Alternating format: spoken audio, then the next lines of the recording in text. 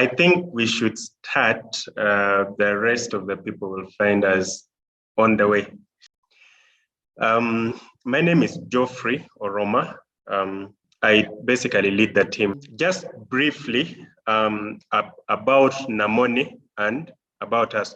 We are a business that's developing a platform that shall be used for telling authentic stories through films with inspiration from African or local stories. Here and there, we have made a prototype of the kind of films that we want to focus on. And it's available on our YouTube channel, just in case you haven't seen it yet. YouTube channel, just type NAMONI and you'll find us. Currently, we are trying to develop a second film that is a little bit of a look-alike to what we really want to see. Now, for those of you who have joined early enough, actually for everyone that will join this meeting, when a film that's going to be for paying comes out, you guys will get a huge discount. So that's just one of the importances, the advantages of being part of this. The rest of the team members, we have Ginny and Tracy. Ginny is the one handling our film, drama, director, and all that. And Tracy is the one doing the software or our web development. Now, we are doing this because we identified, when we did a few interviews, some people mentioned that they are frustrated with Ugandan films that copy, other storylines, Western storylines. And like most of the stories that get told are misinterpreted and they are diluted. So we thought that we would correct that and add something a little on that. The more we talk to people, the better we get at doing this. And that is one major reason as to why we have Let's Talk Films.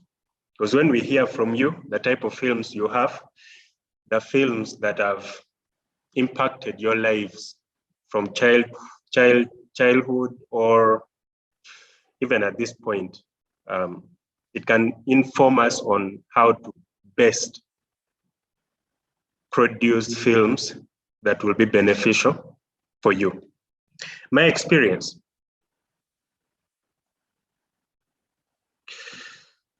The very first film that I think I watched when I was senior 3, senior 4 is called Seventh Heaven, the one that had a very serious impact on me.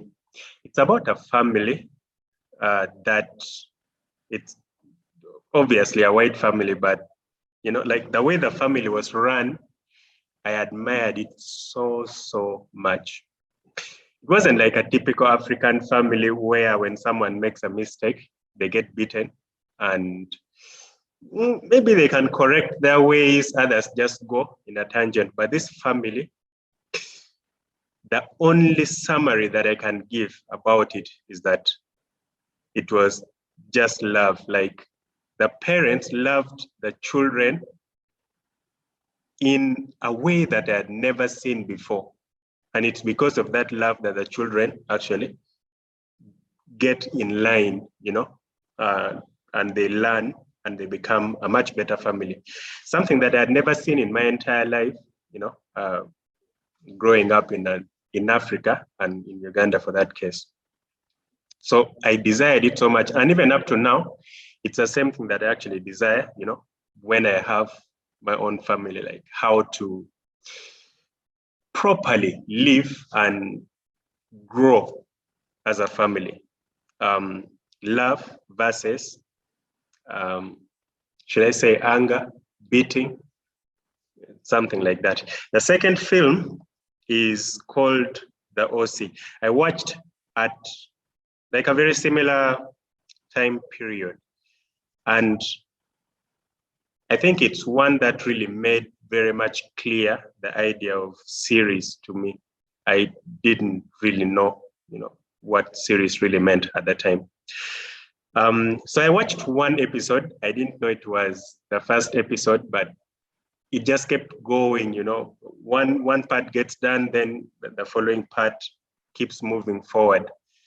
And it was so interesting and captivating. Now, the thing that stood out is because I related so much to it, and I wanted my life to kind of be like that. So these people, if you look at everyone that's here, I think one person is missing. In this picture, she's called Marisa. She was the girlfriend to this guy. So these people would have their girlfriends, but they would go with their girlfriends to their homes, and their parents are all okay with it, you know. One other thing that stood out very, very well to me is the fact that however much close they were together, at least as much as the film portrayed to us, you know, even when they got close or they stayed in the same room or they visited and all that, issues of sex came way later. So there was like, not like in African culture where, you know, once you're seen with the opposite sex and you're going into a room, that's already a problem. You know, one person is coming out pregnant or something, and the parents would just be so much worked up. So it's a life that I kind of desired, that I thought the freedom was very, very good. I don't know how it works in our cultures here, but it was just something that I wanted so, so much. So yeah, at the top of my list, there are those two that really very much informed, I would even say, my adulthood, and actually the kind of life that I live currently. Yes, Marion. Well,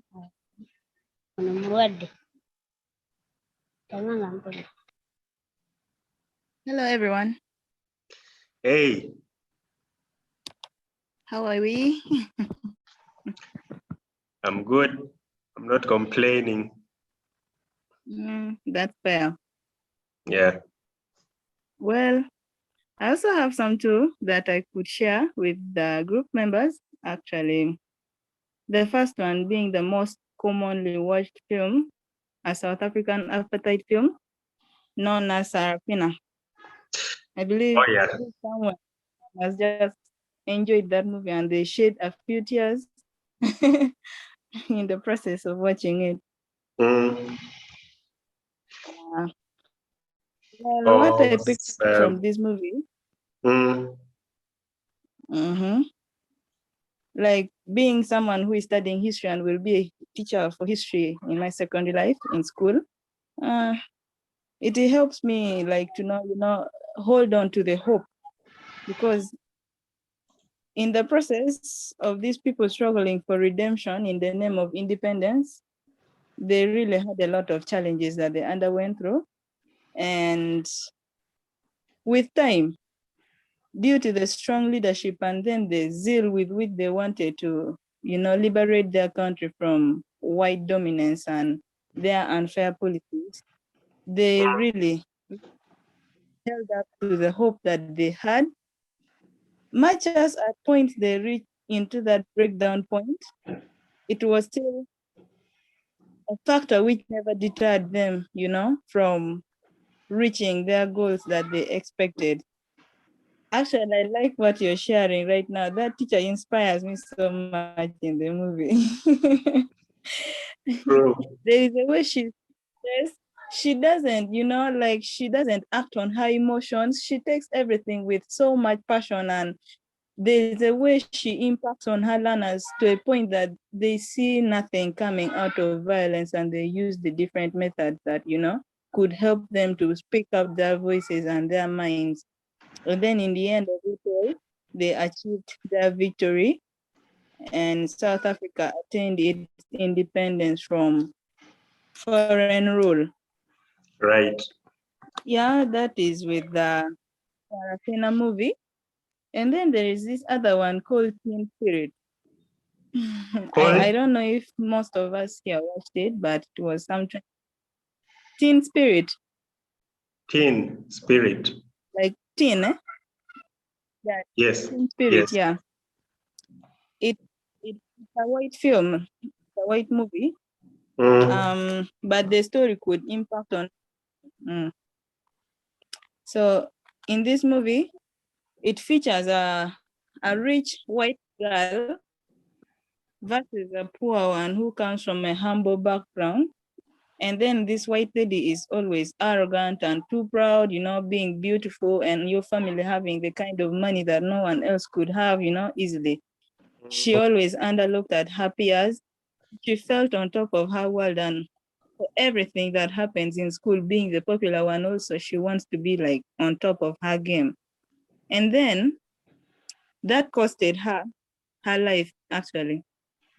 On that prom day, she wanted to be crowned the prom queen, but someone else had already been nominated. So in the process of struggling for the crown as a prom queen, unfortunately, she was connected to an electric wire. And it shocked her to death, actually. But then her spirit kept lingering around. The ultimatum was for her to go to heaven. She has to bring someone from a humble background into popularity, so that her spirit can like be redeemed to get into, you know, the light, to enter into heaven. Then she had to choose this other girl with the brunette hair. The one who died is the one in blonde hair, and then this other one with the crown on her head was the girl from the background.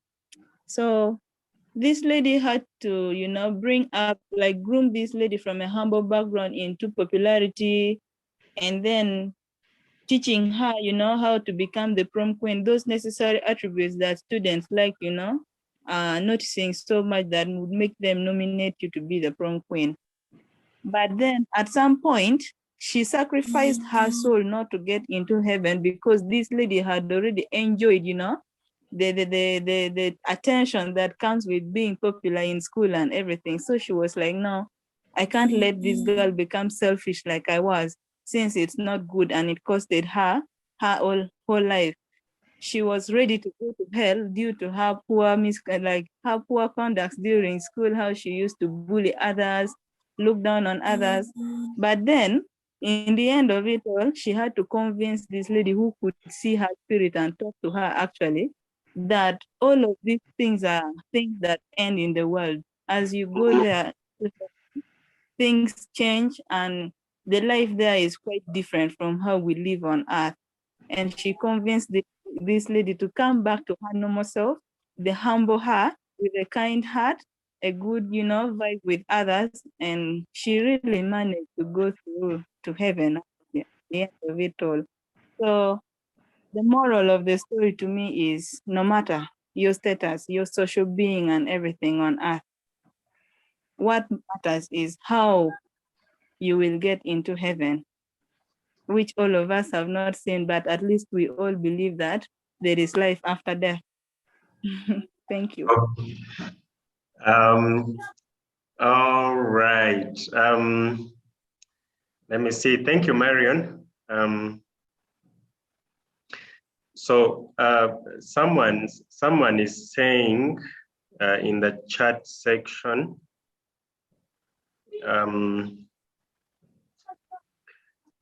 that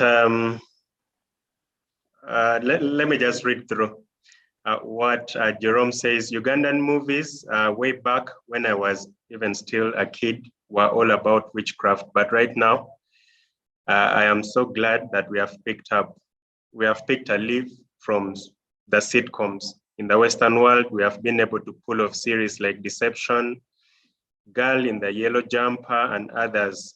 And still, big ups to directors like Mr. Nabiso, Loukman Ali, and many more. they have really done a lot. Or for the record, if you haven't watched Girl in a Yellow Jumper, you should watch it. I have watched Girl in a Yellow Jumper and I was so much captivated, you know, like I was just on the edge of my seat, like all through. It was a very nice movie. Yes, that's very true. We are picking up slowly, and I'm pretty sure after a very short time from now, we'll be in position of really becoming a powerhouse of this, I think, film world. Basically, I think Africa or Uganda is very ripe for films because we have very rich stories that are not yet told. Others are told, but they're not told properly. So the ground is still very fertile for us. We'll be doing this for the next 3 weeks. We have already done 1 week. I mean, this Tuesday, so we have 3 more Tuesdays left. We'll just be sharing some of the films that has impacted our lives, basically that. So anyone that's going to watch this later on, basically will do the same. You come, tell us what movie it is, and tell us how it impacted your life. The more impact stories that we get, the better our chances of making films that will impact you and that will be beneficial and of value to you as a person. So I would like to thank everyone that attended today's meeting. Please join us again next Tuesday with other films that impacted your life and how they did impact your life. Otherwise, bye-bye. I'll see you next time.